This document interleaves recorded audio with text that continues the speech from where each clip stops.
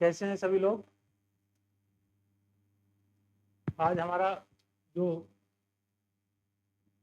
भारतीय अर्थव्यवस्था में जो महत्वपूर्ण टॉपिक है और करंट के मुद्दों से रिलेटेड है, वो क्या है? बजट। उसको कराएंगे। और देखो, जो हमारी एग्जाम है, हमारे एग्जाम में चाहे पीसीएस का हो, आरओ का हो या बीपीएससी का हो, ठीक है ना? चाहे पीसीएस का एग्जाम हो,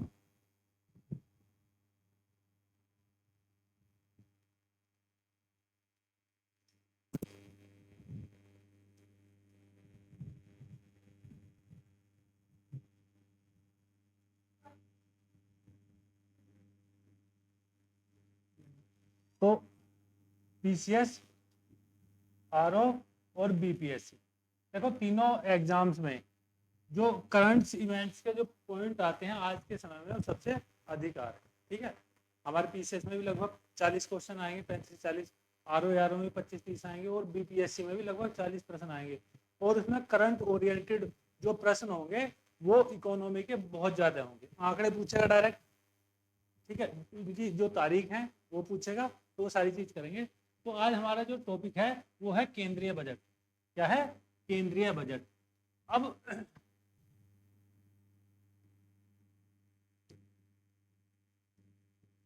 केंद्रीय बजट की बात करेंगे, और कब का होगा? 2024 और 25 का।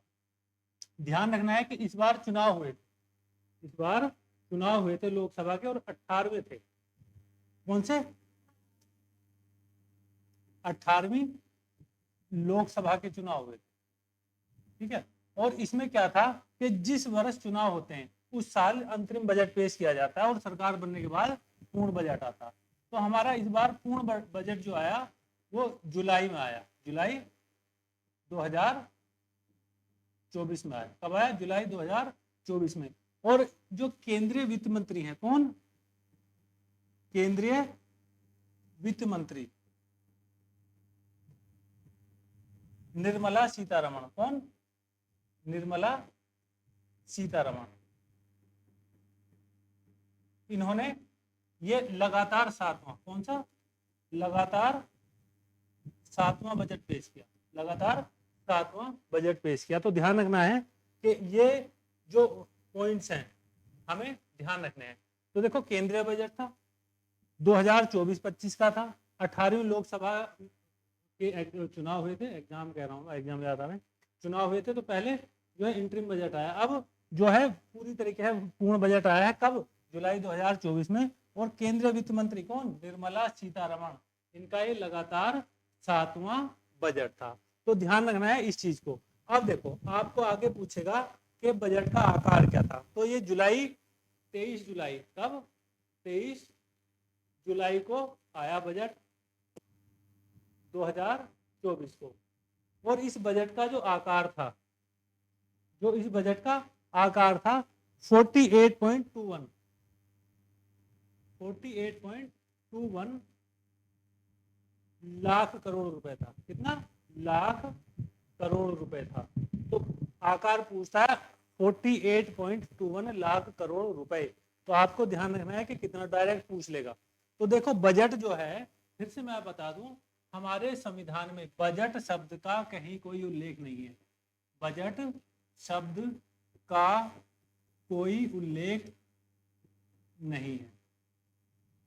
ठीक है, अब इसमें ध्यान रखना है, उल्लेख नहीं है, परंतु आर्टिकल 112, अनुच्छेद 112 क्या कहता है? वार्षिक वित्तीय विवरण। क्या कहता है वो? वार्षिक वित्तीय विवरण। तो देखो, जो बजट है वो क्या है? सपोज करें, ये सीधे सीधे शब्दों में आय व्यय का, किसका? आय व्यय का लेखा जोखा। आय व्यय का लेखा जोखा क्या कहलाता है? बजट कहलाता है। तो देखो, हमें ध्यान रखना है, जो आने वाला वर्ष है, यानी कि आने वाला जो एक वर्ष है, जो वित्तीय वर्ष है, और वित्तीय वर्ष भारत का कब से शुरुआत होती है? 1 अप्रैल से 31 मार्च। 1 अप्रैल से 31 मार्च जो है वित्तीय वर्ष है। और इसके लिए, यानी कि जो आने वाले साल में जो हमारी इनकम होगी, जो हमारे खर्चे होंगे, उनका जो लेखा जोखा है वो बजट कहलाएगा, ध्यान रखना है। तो यदि हमारा खर्चे अधिक हैं और आय कम है तो क्या कहलाएगा, वो घाटे का बजट कहलाएगा। क्या है बजट कहलाएगा, घाटे का बजट कहलाएगा। यदि हमारा क्या नाम है खर्चे कम है और जो बजट है अधिक है तो सरप्लस में हो जाएगा, हम यानी आगे पहुंच जाएंगे, अधिशेष हो जाएगा हमारे पास। तो उससे क्या होगा, हमारी विकासात्मक गतिविधियां आगे की ओर बढ़ेंगी। समझ आई बात। तो इसमें ध्यान रखना है कि बजट के बारे में हम चीजों को पढ़ेंगे बिल्कुल अच्छे तरीके से। तो बजट का आकार कितना है, कितना था 48.21 था ना, हाँ, लाख करोड़ रुपए। कितना, लाख करोड़ रुपए था। तो ये बजट का आकार है, इस डिजिट को आपको ध्यान में रखना है। अब देखो यहाँ चुनावी वर्ष था मैंने बताया है, तो चुनावी वर्ष में जो प्रधानमंत्री मोदी जी हैं उनका जो फोकस था वो युवा, महिला, गरीब और किसान। युवा, महिला, गरीब और किसान, चार मुख्य मुद्दे थे। कितने, चार मुख्य मुद्दे थे जिनके ऊपर जो है इन्होंने अपनी चुनाव प्रक्रिया स्टार्ट की थी। तो देखो जो भी कोई होता है किसी भी प्रकार से, तो उसमें चुनावी प्रक्रिया को सबने बताता है कि हमारा जो मुख्य फोकस है वो किस पर है। तो इन्होंने बताया युवा, महिला, गरीब और किसान, ये पूछा जाएगा प्रश्न कि किस मुद्दों पर फोकस रखते हुए उन्होंने कार्य किया था। अब जब इन मुद्दों पर फोकस रखा है तो अब यहाँ पर जब बजट आया तो यानी कि 9 क्षेत्रों को प्राथमिकता दी गई थी। किनको, 9 क्षेत्रों को प्राथमिकता दी गई।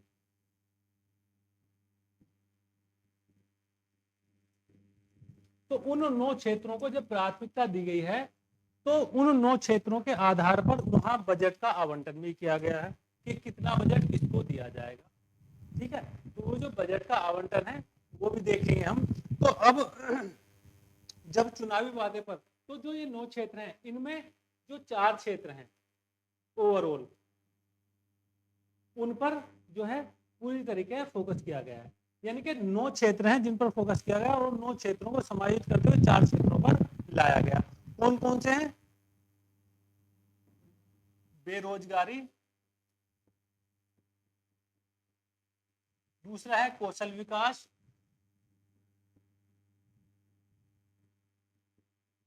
तीसरा है एमएसएमई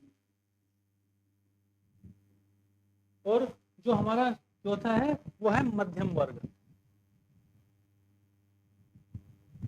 मध्यम वर्ग। अब देखो फिर से समझना है इस पॉइंट को,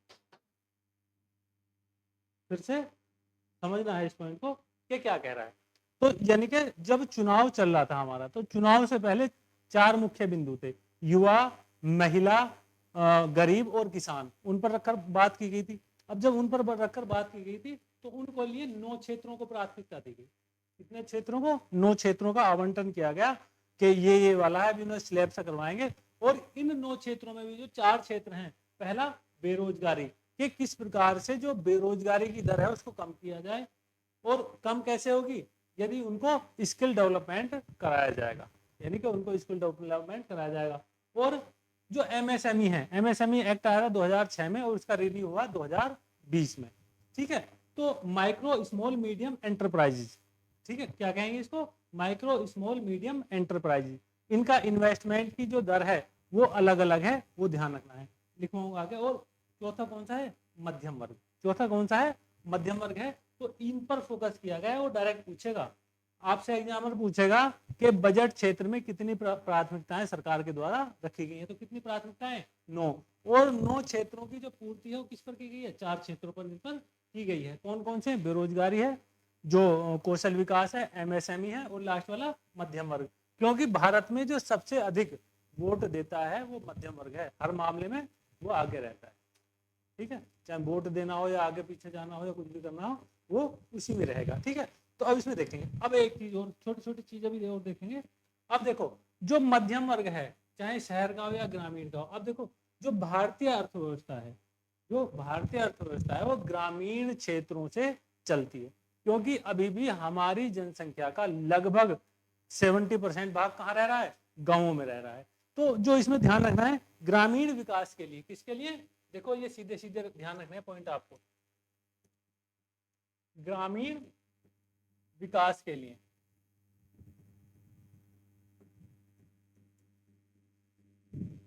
जो बजट में है 2.66 लाख करोड़ रुपए का प्रावधान है। कितने का, 2.66 लाख करोड़ रुपए का प्रावधान है, किसके लिए, ग्रामीण विकास के लिए। किसके लिए, ग्रामीण विकास के लिए। तो उस पर जितना ग्रामीण विकास के लिए खर्च होगा उससे क्या है, हमारी इकोनॉमी आगे की ओर जाएगी, क्योंकि एक पलायन रुकेगा और लोग वहीं अपने क्षेत्र में रोजगार तलाशने का कार्य करेंगे। दूसरा क्या है, कृषि क्षेत्र के लिए, देखो ग्रामीण क्षेत्र से भी जो अगली बात है स्पेशल कृषि क्षेत्र के लिए, कृषि क्षेत्र के लिए जो आवंटन है 1.52 लाख करोड़ रुपए का। तो ध्यान रखना है जो कृषि क्षेत्र है, अब कृषि क्षेत्र ये केवल ग्राम के लिए है और कृषि क्षेत्र शहरी में भी आता है और ग्रामीण में भी आता है। तो सीधा सीधा आरओ या हमारा पीसीएस और एग्जाम स्टेटमेंट में क्वेश्चन पूछते हैं या डायरेक्ट पूछ लेंगे। तो आपको इन पॉइंट्स को ध्यान रखना है कि भाई ग्रामीण विकास के लिए कितना पैसा आया, 2.66 लाख करोड़ रुपए, और ग्रामीण विकास में कृषि क्षेत्र के लिए कितना आ रहा है, 1.52 लाख करोड़ रुपए। तो इससे क्या होगा, जो कृषिगत कार्य हैं, चाहे उसमें इनोवेशन हो, चाहे उसमें जो हमारा जैविक कृषि का कार्य है वो हो, चाहे मशीनीकरण की बात हो या वित्तीयन की बात हो, वो सारी चीजें क्या होंगी, आगे की ओर ले जाएंगे वो हम, और इसके लिए बजट में प्रावधान ये रखा गया है।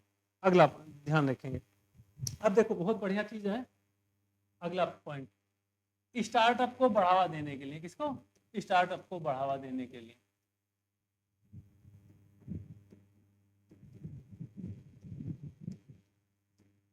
देने के लिए एंजल टैक्स,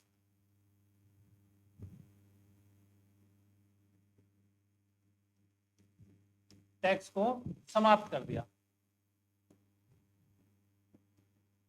समाप्त कर दिया। अब देखो इसमें ध्यान रखना है, एक तो बिंदु यही रखना, याद रखना, एंजल है, एंजल टैक्स जो है हमारा समाप्त हो चुका है, किसके लिए, स्टार्टअप के लिए। तो देखो आप कहीं भी 2 से 3 लोग मिलकर, जिसको हम अपने अभी भारत में पुराने समय सहकारिता के आधार पर कार्यों को करना कह देते थे, परंतु वो उसका कंसेप्ट छोटा था, इसका कंसेप्ट क्या है, बड़ा है। अब यहाँ जो देखेंगे आप, जो स्टार्टअप में आप कुछ भी कर सकते हैं, यानी कि कोई सा भी कार्य कर सकते हैं, लेकर चाय की दुकान से लेकर और बड़े काम तक भी, तो स्टार्टअप के माध्यम कर। तो इसमें एंजल टैक्स है। अब एंजल टैक्स में क्या होता था कि एक व्यक्ति होता है, सपोज करो ए, उसके पास क्या है, पैसा है, उसके पास पैसा है, ठीक है, उसने क्या किया, जो स्टार्टअप करेगा कोई भी बी सी या डी, तो इनको क्या दे दिया, पैसा दिया, किसने दिया, ए ने दिया पैसा, किसको, बी सी डी को, किसके लिए, आप अपना कार्य करें, आप अपना व्यापार करें। तो इससे जो इनको इनकम होती थी ये एंजल टैक्स होता है, अब इसको खत्म कर दिया। तो अब इसमें क्या होता था कि जो अब क्या होगा, जब ये इन्वेस्ट पैसा देगा, अभी सपोज करो 100 रुपए दे रहा था, 100 रुपए पर इसका 110 रुपए मिल रहे थे, सॉरी 110 नहीं, 10 रुपए की इनकम हो रही थी इसको, 100 रुपए पर इसको कितने की इनकम हो रही थी, 10 रुपए की। तो अब इसके 100 रुपए दिए, 10 रुपए की इसको इनकम होगी, तो पता चला इसके 3 रुपए किसमें चले गए, एंजल टैक्स में। तो इसको कितने बचे, केवल 7, 3 रुपए चले गए। अब ये क्या है, 3 रुपए सरकार ने खत्म कर दिए। तो इससे क्या होगा, जो स्टार्टअप करने वाले लोग हैं उनको प्रोत्साहन मिलेगा, क्यों, क्योंकि उनके लिए इन्वेस्टर भी खड़े होंगे, बोले चलो यार पैसा दे देते हैं। हालांकि ध्यान रखना, जो ये जो निवेशक होते हैं, जो एंजल निवेशक होते हैं, ये बहुत हाई रिस्क पर लेकर काम करते हैं, क्यों, क्योंकि जो बिजनेस है वो उभर भी सकता है और डूब भी सकता है, ठीक है। तो इस चीज को ध्यान रखना है, समझ आई बात। अगला पॉइंट देखेंगे इसमें,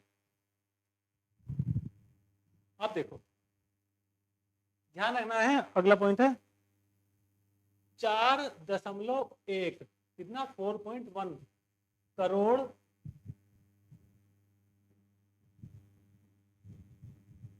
युवाओं के लिए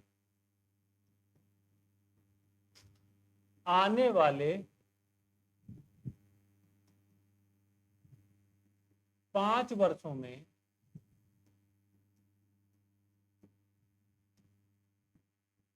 आने वाले 5 वर्षों में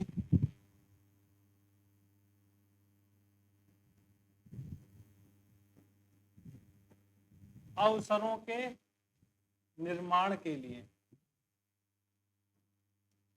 अवसरों के निर्माण के लिए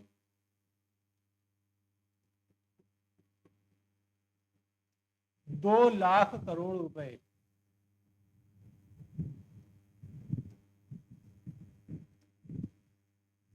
की व्यवस्था होगी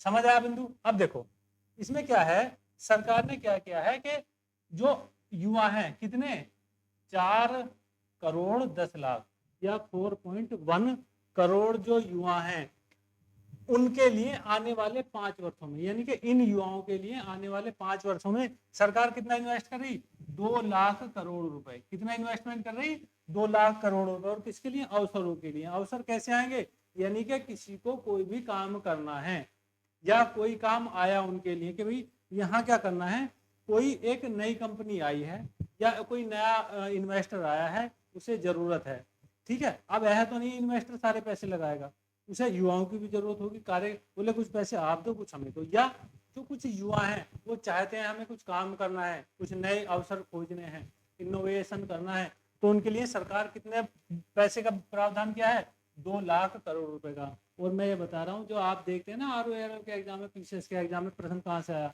यहीं से नहीं आते, यहीं से आते हैं सीधे सीधे, ठीक है। तो ध्यान रखना है, इन आंकड़ों को जितने करा रहा हूँ इनको रट दीजिए, यदि कोई बाहर चला जाए प्रश्न तो बताना, ठीक है। तो इनको रट दीजिए। तो कितने 4.1 करोड़ जो युवा हैं आने वाले 5 वर्षों में, इनके लिए सरकार ने कितना इन्वेस्टमेंट की सुविधा रखी, 2 लाख करोड़ रुपए की। इसमें है, इसके अलावा अगला पॉइंट हम यहां देखेंगे, इसके अलावा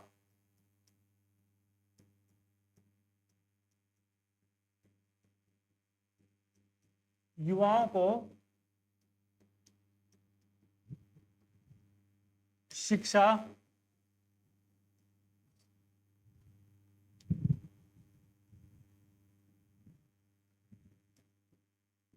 रोजगार व कौशल विकास के लिए, देखो हर मुख्य बात है कौशल विकास पर बहुत ज्यादा ध्यान दिया जा रहा है। कौशल विकास के लिए 1.48 लाख करोड़ रुपए का प्रावधान रखा गया है, प्रावधान किया गया। अब देखो इसमें क्या है कि आपको ध्यान रखना है, वहां क्या था, अवसरों का निर्माण, मुख्य रूप से इनोवेशन पर बात की गई थी। अब यहाँ क्या की गई है कि 1.48 लाख करोड़ रुपए इसके लिए रखे गए हैं, युवाओं की शिक्षा के लिए, रोजगार सृजन के लिए और कौशल विकास के लिए। देखो हमारी जो शिक्षा है और जो चीन की शिक्षा है उसमें ये अंतर है मुख्य रूप से, हमारे यहाँ डिग्री परक शिक्षा दे दी, उपाधियां बात खत्म होगी। वहाँ क्या है, स्किल डेवलप कराते हैं लोग, जो चीन में है स्किल डेवलप कराते हैं। मेरे जैसा लंबा आदमी यहाँ शून्य है, यदि मैं चीन में होता, चीन की सरकार लट फेर के मुझे क्या करती, दौड़िए। यहाँ खुद ही ना दौड़ने का आदमी, वहां क्रिकेट नहीं खेला जाता, सारे खेल खेले जाते हैं जिससे देश का नाम रोशन। हालांकि क्रिकेट में खराब नहीं कह रहा, क्रिकेट खराब है, पर बात यह है, बाकी अभी ओलंपिक हुआ, कोई गोल्ड आया क्या, नहीं आया। क्यों, क्योंकि हम शिथिल हैं। और शिथिल इसलिए क्योंकि कोई ऐसा प्रोजेक्ट नहीं है, कोई ऐसी योजना नहीं है।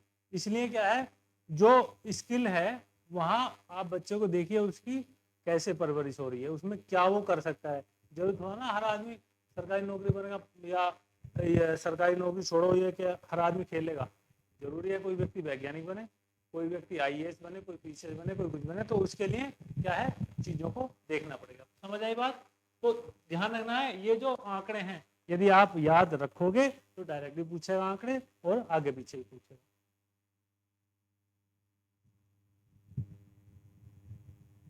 अब देखो जो मैं बता रहा हूं, हालांकि अभी ये आगे आएगा जो बजट की 9 प्राथमिकताएं हैं उसमें आएगा आगे प्रश्न, पर ये इतना इंपॉर्टेंट है कि आपको ध्यान रखना पड़ेगा आंकड़ा इसका। देखो किसी भी देश के लिए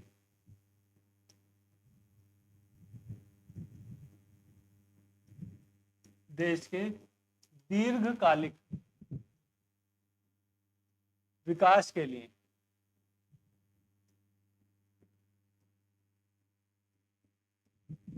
सबसे जरूरी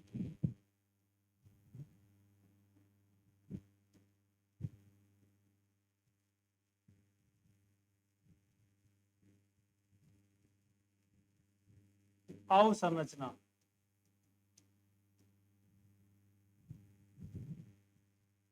सबसे जरूरी अवसंरचना होती है।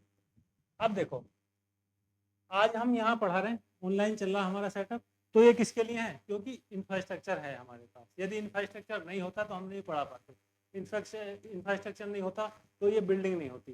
तो यानी कि ध्यान किसके लिए रखना है? दीर्घकालिक विकास के लिए। यदि आपके पास अच्छा ट्रांसपोर्टेशन सिस्टम है, ट्रांसपोर्टेशन सिस्टम है तो चीजें कैसे होंगी? ट्रेन भी टाइम से आएगी, ट्रांसपोर्टेशन अच्छा होगा, सारे काम समय से होंगे।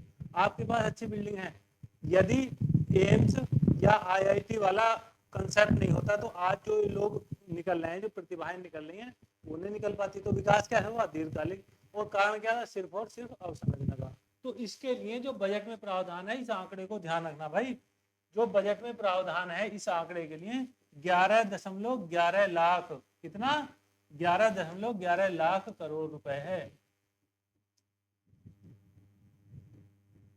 अवसंरचना के लिए। यदि अंग्रेज ये अवसंरचना पैदा ना करते, चाहे उन्होंने अपने फायदे के लिए की है, तो रेलवे का इतना विकास नहीं हो पाता। उन्होंने अपने फायदे के लिए किया, वो दूसरा विषय है, परंतु फैक्चुअल चीज ये है कि यदि वो नहीं करके जाते तो चीजें इतनी शानदार नहीं होती। ठीक है ना? कितनी? लगभग 60,000 किलोमीटर की रेलवे लाइन थी जब वो गए यहाँ से, उस समय 1947 में। तो सबसे, क्योंकि आप कहीं जा रहे हैं, सबसे अच्छी प्रोडक्टिविटी क्या होती है? आपको कहाँ जाना? इलाहाबाद। किसके लिए? मेंस के एग्जाम के लिए। शाम को बैठेंगे नौचंदी में संगम के लिए, तो पहुंच जाएगी 12 बजे। चीन में मैगलन ट्रेन 1 घंटे में इलाहाबाद, चाहे पेपर देगा वापस जाओ, फिर सेकंड मीटिंग का द्वारा दे आना मेंस का एग्जाम। और यहाँ जा रहे ऊपर से, वहाँ व्यवस्था ऐसी है, जनरल डब्बा जिसमें 100 लोग नहीं आ सकते, उसमें 1000 लोग भर रहे हैं। अभी जब आप लोग बिहार का एग्जाम देने जाएंगे पता चल जाएगा, रिजर्वेशन ना हुआ तो ये किधर जाएगा टांग के, किधर जाएगा। और दुर्गंध के मारे वहाँ बुरा हाल। हालांकि एक मेरे मित्र भी कोई सा एग्जाम देने गए थे, मैंने पूछा उनसे कि भाई रिजर्वेशन है? मुझे जरूरत ही नहीं है। तो मैं, कोई जरूरत नहीं भाई, रिजर्वेशन तो करो। ऐसी जम्मा बिना टिकट के आदमी जनरल में घुस गया, पता ना फ्रेश भी वहाँ नहीं हुआ, वहीं जाकर उतरा। क्या उतारा होगा भीड़ ने, फिर अगले दिन गए फ्री गया, फ्री गया। तो बताओ, तो चीजें अजीब है। तो ध्यान रखना है, अवसंरचना के लिए कितने हैं? 11.11 लाख करोड़ रुपए। हालांकि पूरी संरचना 11 लाख 11 करोड़ 11 लाख 11,000 कुछ ऐसे करके डिजिट है इसका पूरा, ठीक है ना? तो पर इसको क्या कहेंगे? 11.11 लाख करोड़ रुपए। समझ आ रहा है? आना चाहिए इसमें, आगे हैं। ठीक है ना? तो ये बेसिक पॉइंट है इसमें। देखो आप जो देखेंगे,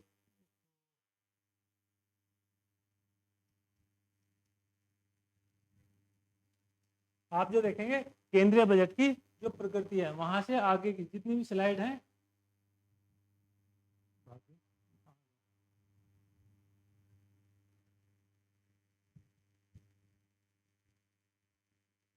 चलो कोई बात नहीं, फिर देख लेंगे। तो यानी कि जितना भी है आपको ध्यान रखना पड़ेगा। अब देखो बजट की प्राथमिकताएं,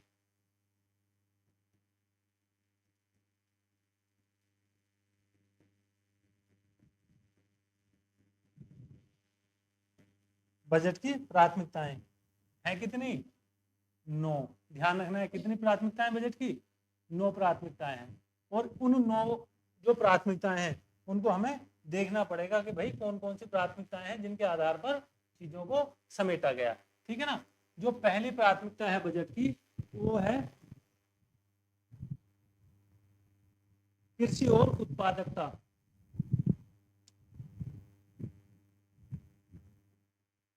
कृषि में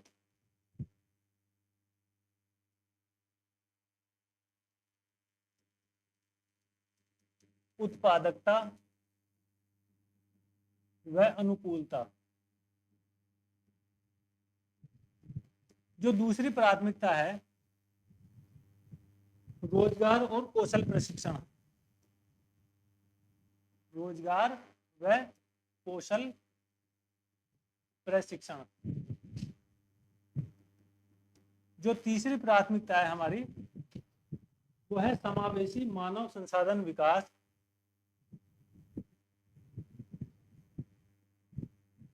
समावेशी मानव संसाधन विकास व सामाजिक न्याय, सामाजिक न्याय। जो फोर्थ है हमारा विनिर्माण व सेवाएं,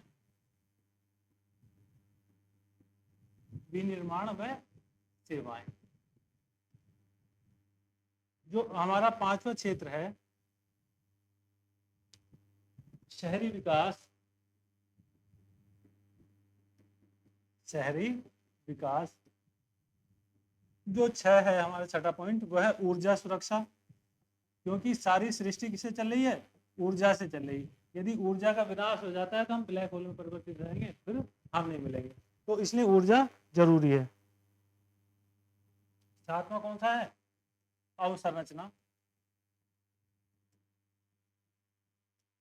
आठवां है नवाचार। और जो नाइन्थ है लास्ट वाला है वो है अगली पीढ़ी के सुधार।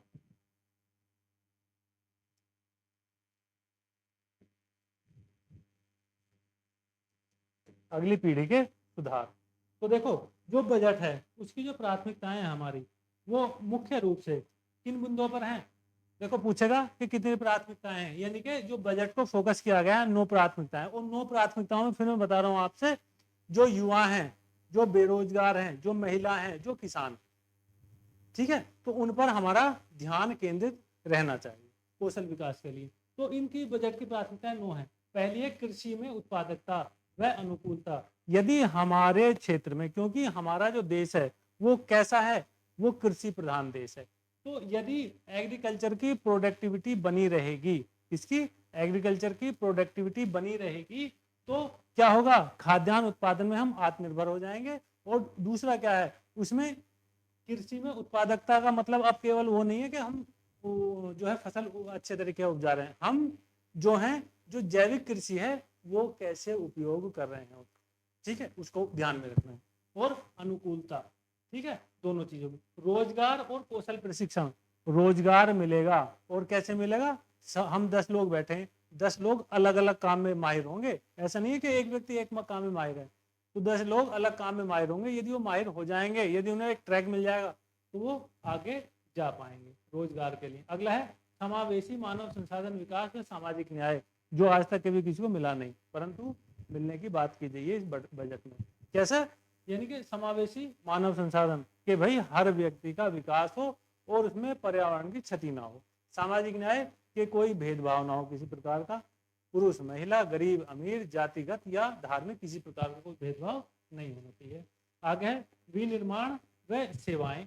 भाई आज हम क्या है, घड़ी है विनिर्मित है, पंखे हैं विनिर्मित है, जो हम जो प्रोडक्ट बना रहे हैं और हम उनके लिए काम कर रहे हैं, सेवाएं दे रहे हैं, तो वो क्या है इस पर प्राथमिकता में रखा गया है। शहरी विकास, क्योंकि जब भी शहर विकसित होंगे उस देश की अर्थव्यवस्था आगे की ओर बढ़ेगी।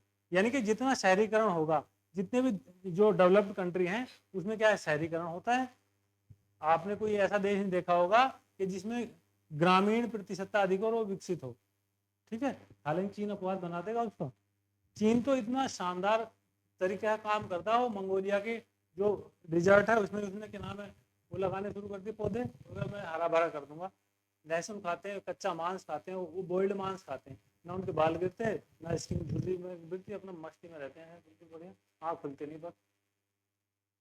और अगला है ऊर्जा सुरक्षा। देखो सबसे बड़ा मुद्दा है ये, यदि ऊर्जा ना होती तो हम कनेक्ट नहीं होते। ऊर्जा नहीं होती तो मैं बोल नहीं पाता। जिस दिन ऊर्जा निकल गई उस दिन शून्य है, फिर कहेंगे ले जाओ तो भाई जल्दी ले चलो दूसरे लोग। और आदमी शमशान में जाए या कब्र में जाए या कहीं भी जाए तो आदमी देखता नहीं करके वो, फिर उसके बाद जैसे ही उसको पीछे छोड़ो, चल भाई भैंस को तकलीफ हो रही है, उसे दवाई दिलवानी है, तो उधर के शून्य उधर के शून्य। तो यही जीवन है और ये सच्चाई है, इसमें ज्यादा परेशान होने की जरूरत नहीं। कौन गया कौन आया, ठीक है सर। तो इसलिए परेशान होने की जरूरत नहीं, ना इतना संजीदा होने की जितने सर आप बैठे, ठीक है। तो अब अवसंरचना बताया था मैंने, इंफ्रास्ट्रक्चर जितना मजबूत होगा उतनी सारी चीजें होंगी, ठीक है ना। आप चेयर में बैठे हैं या मैं पढ़ा रहा हूँ, पता चला ये ऊपर छत गिर गई, लेंटर गिर गया, सब दब के मर जाएंगे आज जितने बैठे हैं। तो यदि मजबूत होगी तभी तो ये रहेगा। सपोज को गिर के मर गए, हाँ, तो फिर निकालेंगे लोग, अवशेष निकले। आगे नवाचार, इनोवेशन के नए नए काम, दिमाग आपको इनोवेशन में लगाना, ना कि बुराई में लगाना। क्या उसकी बुराई उससे कर दी, उसकी बुराई उससे कर दी, अब क्या कह रही थी वो, ठीक है ना। तो ध्यान रखना अगली पीढ़ी के सुधार के, आने वाली जो हमारी जनरेशन है वो कहाँ तक या कितनी किस प्रकार की चीजों को रिक्वायरमेंट करेगी, यानी कि उनके लिए क्या क्या जरूरतें हैं। तो ये 9 प्राथमिकताएं हैं बजट की, और इन बजट की प्राथमिकताओं में हम पहले बिंदु से काम करना शुरू करेंगे और अंतिम बिंदु तक काम करेंगे, यानी कि इसमें क्या प्रावधान है, इसमें क्या प्रावधान है, इसमें क्या प्रावधान है। उम्मीद है समझ आ रहा होगा। तो पहला प्रावधान क्या है, पहला बिंदु क्या है, कृषि में उत्पादकता व अनुकूलता। तो ये पहला बिंदु है किस चीज का, हमारा जो बजट की 9 प्राथमिकताएं हैं। अब देखो इसमें क्या होगा, जो इस पर कार्य किया गया है। अब जो कृषि क्षेत्र है, कृषि क्षेत्र में अनुसंधान के लिए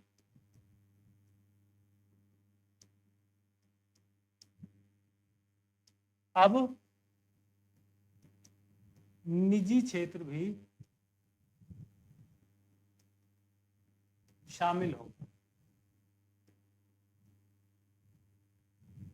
निजी क्षेत्र भी शामिल होगा कि भाई अब जो रिसर्च होगी एग्रीकल्चर में, ताकि प्रोडक्शन अच्छा हो सके और अधिक हो सके, तो इसके लिए प्राइवेट कंपनियों को अप्रोच किया जाएगा, चाहे इंडिया की हो चाहे विदेशी हो।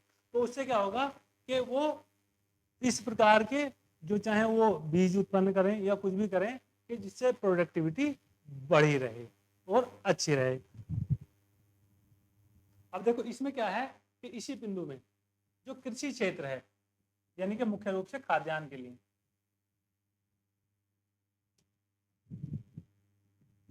इंपोर्टेंट है ये आरओ के लिए, ये डायरेक्ट भी ध्यान रखना है। वह बागवानी फसलों की 109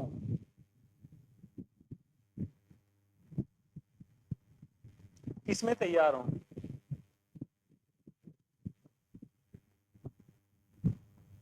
तो ध्यान रखना है, डायरेक्ट पूछ लेगा, ध्यान रखना है भाई, डायरेक्ट पूछ लेगा ये कि तो जो कृषि क्षेत्र की में है क्या होगा कि 32 नई फसलें तैयार करेंगी, ठीक है, भारतीय सरकार इस पर रिसर्च करेगी। और बागवानी क्षेत्र की कितनी 109 किस्म। तो क्योंकि आरओ में एग्रीकल्चर का पोर्शन होता है, हालांकि पूछता तो पीसीएस भी और बिहार पीसीएस भी, तो परंतु ध्यान रखना है कृषि क्षेत्र में 32 और बागवानी क्षेत्र में 109। अब देखो फिर इंपोर्टेंट है 10,000 कितने 10,000 जैव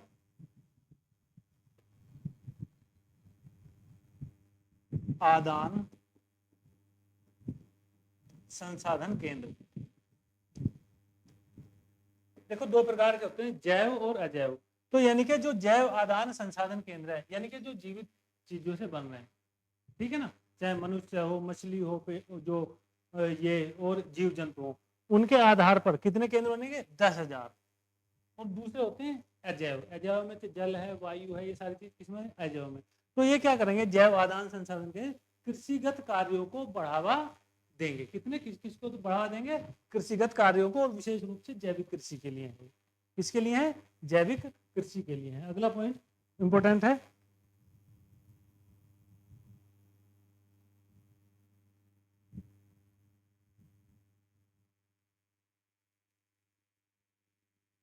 अगला पॉइंट है प्राकृतिक खेती को बढ़ावा देने के लिए। किसको? प्राकृतिक खेती को बढ़ावा देने के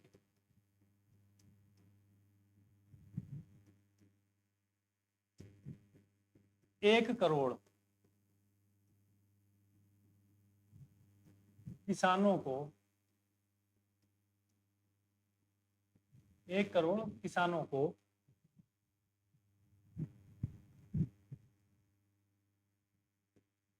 प्रमाण पत्र व ब्रांडिंग व्यवस्था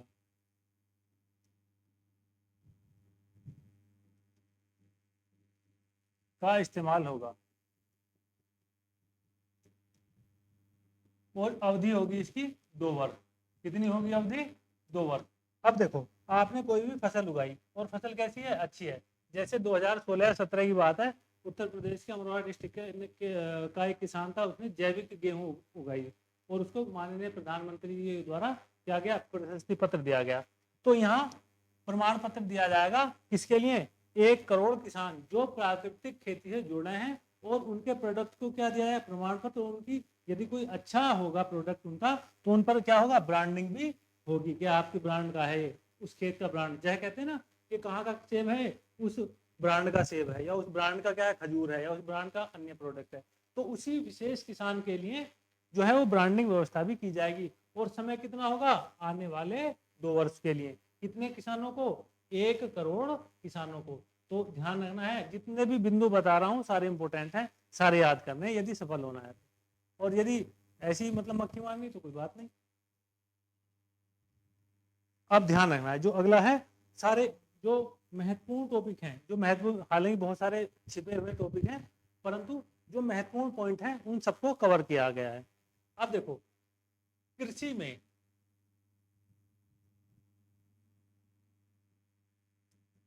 कृषि अवसंरचना में ध्यान रखना है, किसमें? कृषि अवसंरचना में डिजिटलीकरण को प्रोत्साहन, करण को प्रोत्साहन। अब देखो, जितना डिजिटल हम हो रहे हैं उतना हमारा क्या है? फायदा हो रहा है। पहले यदि आप किसी दुकान वाले के पास जाओ या कहीं जाओ, तो उसके पास एक लाल सी पुस्तक होती थी, वो छांटता था, फिर कितना है आपका, एक क्लिक मारो, नाम क्या है? ये नाम है, इतना बैलेंस है आपका, इतनी सारी चीजें। तो क्या होगा? बहुत सारी चीजें आसान होगी। लेखपाल को पता ही नहीं रहता कौन सा भूखंड कहाँ है, वो उसमें देखता था। अब क्या है? डिजिटल हो गया सब कुछ, खसरा खतौनी सब कुछ, उससे फायदा मिला। एक क्लिक पे आप अपना कहीं से भी निकाल लीजिए। तो चीजों में पहले तहसील के चक्कर काटता, तो उससे क्या है? प्रोडक्टिविटी बढ़ी है। तो ध्यान रखना है, कृषि अवसंरचना में डिजिटलीकरण को प्रोत्साहन, और प्रोत्साहन कैसे दिया जाएगा उसको हम देखेंगे।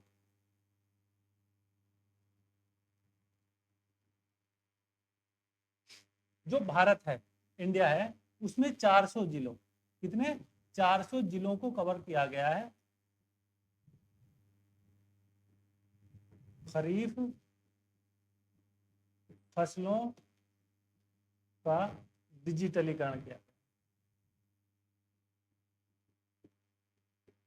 यानी कि जितने भी वो चुनेंगे, कितने जिले हैं भारत में? 640 के आसपास है। तो अब इन जिलों को क्या किया जाएगा? डिजिटलाइज किया जाएगा, इनका सारा डाटा रिकॉर्ड किया जाएगा। किनका? खरीफ फसलों का। किनका? केवल खरीफ फसलों का। ध्यान रखना है, कह देगा एग्जाम में सभी फसलों का, या केवल खरीफ फसलों का, या केवल रबी फसलों का। तो जैसे एग्जाम में पूछेगा उसी तरीके ध्यान रखना है, खरीफ फसलों का। दूसरा पॉइंट इसी में है, 6 करोड़, कितने? 6 करोड़ किसानों की जमीन का डिजिटलीकरण होगा। कितने? 6 करोड़। भाई उससे क्या फायदा हो रहा है डिजिटल करने से? उससे ये फायदा हो रहा है कि किस भूखंड में कौन सा जो है प्रोडक्ट उगाया जाए या उगाया गया है, जिससे चाहे उसकी बीमे की राशि हो या कोई अन्य सरकार की राशि हो, जिससे उसको डायरेक्ट फंड ट्रांसफर हो सके आसानी से। ठीक है, उसको चक्कर ना काटने पड़े। वो तहसील के या जिला कलेक्ट्रेट के चक्कर काटेगा, कार्य किस समय करेगा। तो इन सबको देखते हुए डिजिटलाइजेशन किया गया है, ध्यान रखना है। अब दूसरा जो अभी इसमें इंपॉर्टेंट पॉइंट, अब जो झींगा उत्पादन है, झींगा में बहुत प्रोटीन होता है। झींगा में क्या होता है? प्रोटीन होता है, और सी फूड में आता है। आप जितने भी कोस्टल रीजन है, गोवा जा रहे हैं और अन्य जा रहे हैं, तो वहाँ झींगा जो है वो खाया जाता है। ठीक है, लोग खाते हैं उसको और अपना मस्ती में से तल कर रहे लगाते हैं। तो अब क्या हो रहा है, इसके लिए जो है न्यूक्लियस प्रजनन केंद्र स्थापित होंगे। इसमें क्या होगा, न्यूक्लियस प्रजनन केंद्र में कि बहुत सारे झींगे इकट्ठे कर लिए जाएंगे और उनको रिस्टोर कर लिया जाएगा। ठीक है, और जिससे इसमें क्या होगा, जो झींगा उत्पादन में, इसमें जो इनके क्या कहते हैं, इनको जो प्रजनन जो कार्य है वो इतने बड़े व्यापक स्तर पर बढ़ा दिया जाएगा कि आप तो वह पकड़ने समुद्र में जाकर गोता मारने देखेंगे झींगा आया। अब इसमें क्या है, एक जगह सेंटर बनाएंगे इसका जहाँ संभावनाएं होंगी, तो वहाँ इनका प्रजनन कराया जाएगा अधिक मात्रा में, जिससे इनकी प्रोडक्टिविटी बढ़ेगी और न्यूक्लियस प्रजनन कराया जाएगा, केंद्र स्थापित किए जाएंगे ताकि हम भी खाएं और लोगों को खिलाएं। ठीक है, चीन के मेंढक खा रहे हैं आधा, उसमें क्या होता है, चीन या उसमें के टेबल जो होती है ना, जब हम रेस्टोरेंट में जाते हैं तो बीच बीच में वहाँ गैस भी चलता रहता है, मतलब वो कढ़ाई भी चलती रहती है, तो आधा मछली को डाल देंगे, हल्की जगह करी उसको खाएंगे पीछे पीछे, या झींगे को उसमें खाएंगे, उसमें डाल दिया, पानी डाल दिया, तो प्रोटीन ले रहे हैं दबा के। भालू होता है, जो ध्रुवीय भालू होता है, वो क्या करता है, जब मछली का प्रजनन होता है ना मछलियों का, तो वो आता और वो उसी भाग को खाता जहाँ प्रजनन केंद्र उनका एक्टिव रहता है, क्योंकि वहाँ बहुत भ्रूण को उसमें बहुत प्रोटीन रहता, तो आधी मछली खाता, आधी को ऐसी कर देता है। तो भालू बहुत एक्टिव रहता। तो ये इसका जो है बजट सत्र था और ये काफी महत्वपूर्ण था। ठीक है, तो अभी बजट की जो पूरी इकोनॉमी है, इसमें बजटरी सिस्टम की लगभग 4-5 क्लास चलेंगे, हो सकता है ज़्यादा भी चलें। मैटर कुछ को भेज दिया जाएगा और कुछ को बता दिया जाएगा।